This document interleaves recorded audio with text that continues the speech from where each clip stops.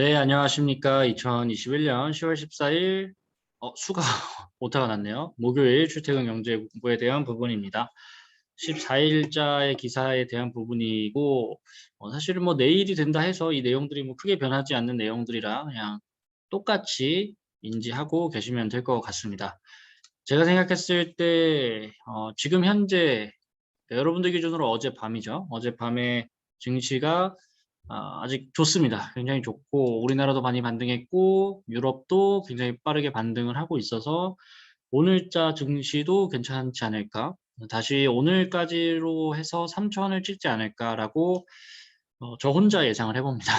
저 혼자 예상을 해보고 오늘자 기사는 뭘로 가져왔냐면 좀 여태까지 배웠던 것들에 대해서 총 합쳐져 있는 기사를 일부러 좀 뽑아왔습니다. 그래서 그거에 대한 얘기를 하면서 어, 다 같이 좀 볼 수 있는 우리가 여태까지 배웠던 2주 동안 배웠던 것들을 정리하는 시간을 가져보도록 하겠습니다. 자, 결국은 시작은 이 기사의 시작은 테이퍼링이죠. 연준이 결국 테이퍼링을 시작한다. 언제? 11월에 한다고 얘기가 나오고 있다. 11월 초에 이제 FOMC에서 결정할 때 11월 초에 결정하지 않을까. 그래서 테이퍼링이라는 게 이제 정확하게 뭐냐라고 한다면 테이퍼링은 뭐 여러 가지가 의미가 있겠지만 결국은 국채를 이제 사들이는 국채를 줄이는 거죠. 그게 이제 가장 중요하다고 보면 되고 그래서 국채를 매달 100억 달러, 모기지담보부 증권 50억 달러 등 합쳐서 150달러를 감축하겠다라는 얘기를 했습니다. 말 그대로 그 전에는 이거에 대한 부분 150달러까지 포함해서 전부 매입을 했었는데 이제 여태까지 매입하는 것 중에 150달러를 하겠다. 그래서 정확한 수치는 이제 뒤에서 나오니까 그래서 이 수치대로 하다 보면 내년 중반쯤에 테이퍼링 작업이 완료가 되고 테이퍼링 이제 경제 상황에 따라서 더 많이 매입할 수도 있고 더 적게 매입할 수도 있고 그리고 제가 일부러 이제 여러분들 쉽게 이해하기 위해서 이 기준금리 인상에 대한 부분, 테이퍼링이나 기준금리 인상을 같이 얘기를 좀 했었었는데, 뭐 엄밀히 말하면 테이퍼링과 기준금리는 분명히 별개기도 하고, 이번 미 연준에서도 이제 얘기하는 게 테이퍼링과 기준금리 인상은 별개다. 완전히 별개인 게 아니고, 이번 연준에서는 테이퍼링을 할 때 그 테이퍼링, 그러니까 내가 국채를 매입하는 것을 축소하는 거가 테이퍼링이고 금리 인상은 바로 따라오지 않을 수 있다. 이런 얘기로 해석이 됩니다. 다 얘기 드렸던 부분이고 여기 있죠. 11월 FOMC 2일부터 3일까지 열리고 11월 FOMC에서 테이퍼링을 공식 발표할 수 있으며 실질 축소는 11월 중순 또는 12월 중순부터 개시할 수 있다. 라고 얘기했고 신호를 줬다. 다 말씀드렸던 부분이고 회의록을 보면 감축 규모는 150달러가 될 거라고 본다. 매월 1200달러의 국채와 MBS를 사들이고 있다는 점을 고려한다면 총 8개월이 걸린다는 계산이 쓴다. 그러면 이제 내년 초까지, 내년 중순까지 이제 생각을 하고 있다는 거겠죠. 그런데 다른 사람들이 더 빨리 될 수도 있다. 이런 생각을 이제 한다는 거죠. 일단은 이게 두 가지 포인트인데 이 속도, 감축 규모의 속도가 빨라질 수도 있고 여기처럼 금리 인상 시기가 빨라질 수도 있다는 거죠. 왜냐하면 지금 인플레이션, 물가가 너무 많이 오르고 있다 보니까 이 물가가 오르는 거를 잡으려면 금리를 올리는 게 역사적으로 직방이었습니다. 그래서 금리를 올려서 여기 써져 있네요. 연준이 인플레이션 때문에 그들이 원하는 것보다 빨리 금리를 올리도록 강요받을 수 있다. 우리 CPI도 배웠죠. 지금 여기 있는 기사에 대한 용어들이 여러분들이 2주 동안 공부하지 않았었다면 정말 아직도 어려웠겠지만 이제 뭔 느낌인지 벌써 아실 수 있는 분들이 많아졌죠. 이제 소비자 물가 지수 보시면 1분기 5%를 넘을 거다. 연준에서 이상적으로 생각하는 물가의 지수는 2%입니다. 2%. 근데 5%까지라면 너무 많이 물가가 오르는 거기 때문에 그걸 억제하기 위해서 금리 인상을 강행할 여지가 있다라는 부분이다. 라는 내용이고 뭐 말을 계속 왔다 갔다 하시죠. 경제가 원래 그렇습니다. 뭐 이렇게 보면 이렇게 보고 이렇게 보면 이렇게이기 때문에 다른 면에서 본다면 내년 상반기 들어 완화되고 물가가 잡히기 시작하면 금리 인상은 없을 수도 있다. 그러니까 이른 금리 인상입니다. 금리 인상은 합니다. 무조건. 금리 인상은 무조건 하지만 이른 금리 인상은 안 할 수 있다. 이 부분이 아까 처음 시작할 때 말씀드린 부분이죠. 실제로 완전히 별개의 얘기 아니고 테이퍼링을 할 때 금리 인상 이번에서는 물가에 대한 부분이 너무 강력하게 문제가 되지 않는다면 금리 인상은 조금 천천히 할 수도 있다. 또 이러죠. 다만 언제든지 뒤집힐 수 있다. 너무 당연한 얘기입니다. 경제라고 하는 게 뜻대로 되는 것도 아니고 제가 생각했을 때 여러분들이 제일 큰 관점에서 아셔야 될 거는 미 연준의 역할 자체가 중앙은행이 하는 일은 테이퍼링이라는 금리 인상이라는 그 단기적인 그 악재, 우리들의 입장에서 악재로 판단되는 것이 실제로 딱 테이퍼링이 시작됐을 때 시장의 충격을 최소화하는 거. 그게 연준의 그 목적이자 이유거든요. 그렇기 때문에 여러분들이 이제 막 테이퍼링 이제 아무것도 아닌 것 같은데 막 이렇게 생각이 들수록 연준이 잘한 겁니다. 왜냐하면 실제로 이제 테이퍼링이 가까워지고 있음에도 불구하고 벌써 반등을 하기 시작했죠. 그러니까 이미 선 조정이 거의 다 됐다고 보는 상황이 될 수도 있겠죠.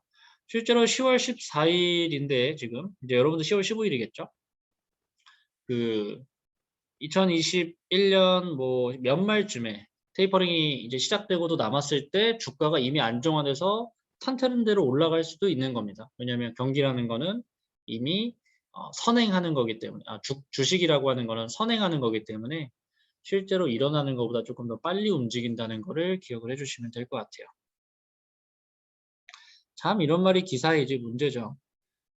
9월 회의록을 보면 경제 상황에 따라 테이퍼링 속도는 조절 가능하다는 대목이 있는데 인플레가 심한 상황 속에서 속도 조절이라는 말은 테이퍼링을 더 빨리 끝낼 수도 있다는 의미가 되겠지만 거꾸로 여건에 따라서는 늦출 수도 있다는 얘기가 됩니다. 그러니까 모른다는 거죠.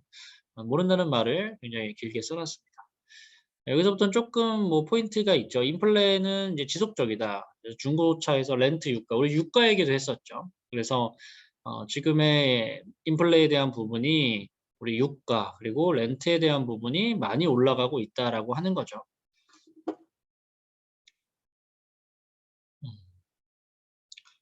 근데 이제 연준에서 옛날에 이게 무슨 말이냐면 옛날에는 옛날이라고 해봤자 한 8월 9월인가요? 9월 초쯤 연준에서 인플레 그 전까지는 인플레이션이 일시적인 거다 이런 얘기를 했었습니다. 그래서 이제 시장을 좀 안정시키려고 했었는데 이제 다음 얘기가 바로 나왔을 때는 이거 사실은 일시적이지 않을 것 같다. 우리가 잘못 판단했을 수도 있을 것 같다. 이런 얘기가 나오면서 이제 시장이 많이 쑥 내려갔었죠.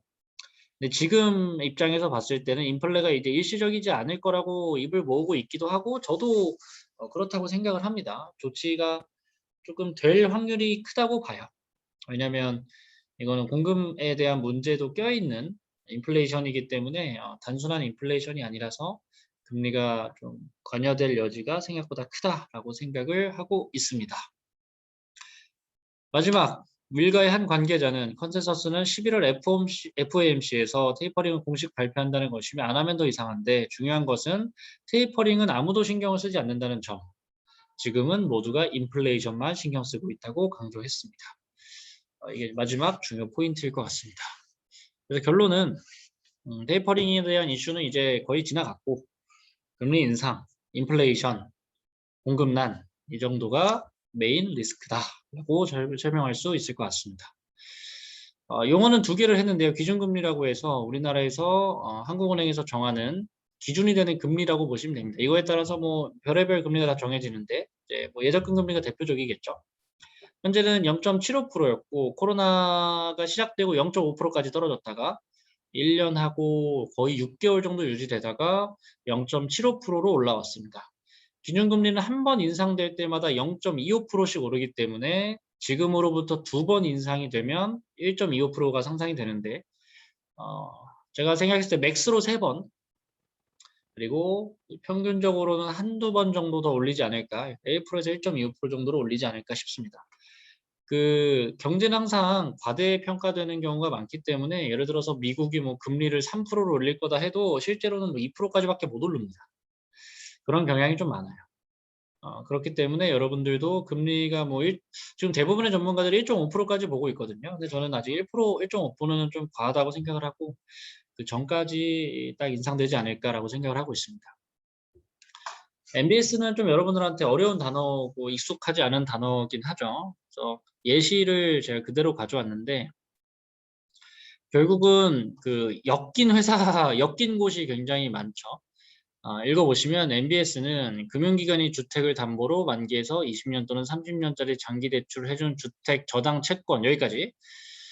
그러니까 금융기관이 주택을 담보로 20년, 30년짜리 장기 대출을 해주죠. 우리가 뭐 있을까요? 뭐 여러 가지 예시가 있을 수 있겠지만 이 집을 담보로 해서 20년, 30년짜리 장기 대출을 해주고 그거를 이제 주택 저당 채권을 갖고 있는 거죠. 근데 이거를 이제 증권 자산으로 넘기는 거죠. 그래서 그거를 주택 저당 채권 담보부 증권, 참 말도 어렵게 씁니다. MBS라고 하고 은행 보험회사 등의 회사에게 대출해주고 그 자금을 대출해주고 이 담보권을 기초로 주택 저당 채권을 보유하게 된다라고 되어 있습니다. 예시가 써져 있는데 예를 들어서 A은행이 B에게 주택을 담보로 1억 원을 대출해주고 B는 10년에 걸쳐 원금과 이자를 갚기로 했을 경우에 A은행이 담보로 잡은 주택과 저당 채권을 근거로 증권을 발행해서 여러 가지 발행해서 투자자에게 직접 매각하거나 유동화 중개 회사를 통해 그 증권을 또 발행 혹은 투자자에게 매각해서 대출 자금을 회수할 수 있다는 것이다. 참 어려운데 이게 제가 사진을 첨부드릴 수 있나?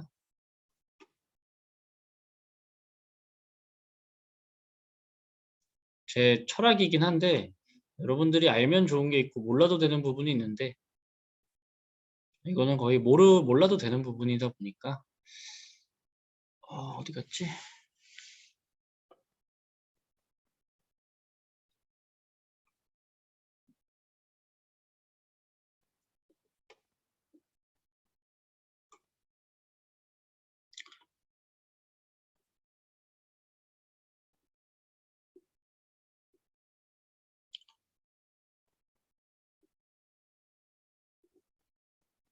이거 끝난 거 아닙니다.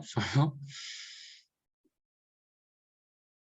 이렇게 보시면 될 것 같아요. 주택저당증권 MBS 발행 구조고 저희 주식 스터디에 계신 분이 자료를 오늘 딱 마침 공유해 주셔가지고 엮인 곳이 많죠. 그래서 투자자가 한국주택금융공사에 돈을 왔다 갔다 하는 부분이다 보니까 여러분들이 사실 이 구조까지 정확하게 알 필요는 없고 저희 MBS에 대한 부분을 활용해 가지고 테이퍼링을 한다. 그게 사실 제일 큰 중요한 부분인 것 같아요. 다시 돌아와서 이 얘기였었고 여러분들이 기억해 두셔야 될 부분은 여기 써놓은 것처럼 이 5가지 위험, 그 중에서도 이 마지막 5번째 그리고 기준금리 인상 이 정도의 부분이라고 보시면 될 것 같습니다. 오늘도 수고 많으셨고 좋은 하루 보내시길 바라겠습니다. 감사합니다.